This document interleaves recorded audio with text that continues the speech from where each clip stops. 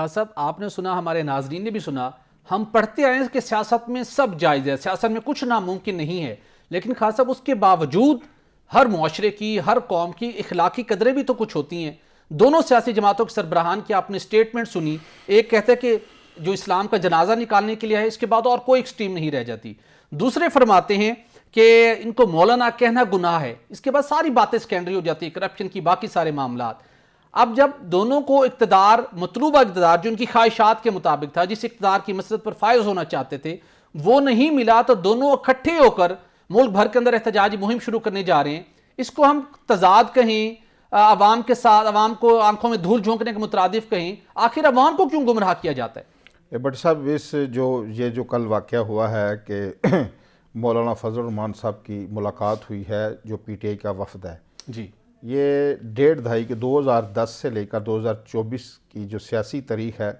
اس کا ایک بڑا واقعہ ہے. جی بالکل. اور یا اسے آپ عرف عام میں بڑا یو ٹرن بھی کہہ سکتے ہیں. دونوں نے اپنی اپنی جو ایکسٹریم پوزیشن لی ہوئی تھی, شدت پسندی, جس سے ہم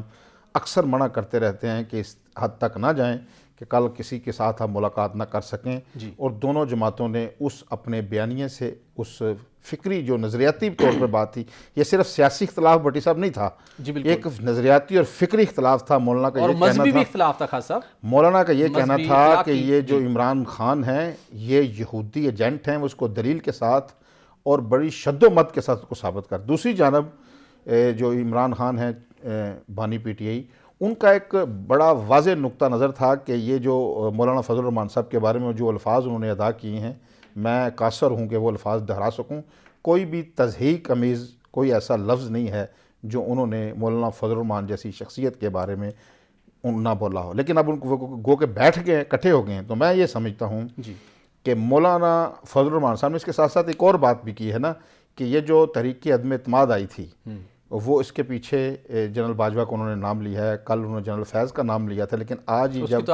غریدہ فروقی جو ہماری ہیں جی ٹی وی کی اینکر, ان کے ساتھ جو گفتگو فرمائی ہے اس میں انہوں نے تصحیح کی ہے کہ میرا غلطی سے میں نے جنرل فیض حمید کا نام لے لیا تھا. لیکن یہ میں سمجھتا ہوں یہ جو انہوں نے بتایا ہے, کل انہوں نے ایک اور بات کی تھی, انہوں نے کہا تھا کہ یہ تحریک عدم اعتماد لے کر یہ آئے ہیں, جی, یہ جنرل باجوہ اور فیض حمید. آج انہوں نے کچھ تھوڑی نپی تلی بات کی ہے, وہ بات جو بلاول بھٹو زرداری پہلے بھی کر چکے ہیں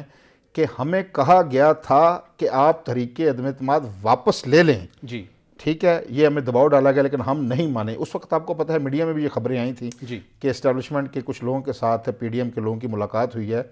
تو یہ بات تو بالکل درست ہے, لیکن انہوں نے پھر جو پی ڈی ایم کی قیادت نے ماننے سے انکار کر دیا تھا اور تحریک عدم اعتماد آ گئی تھی, یہ تو فیصلہ ہو گیا. خاصا پھر بات تو وہی نا, اس وقت اپنا مفاد اس میں تھا کہ تحریک عدم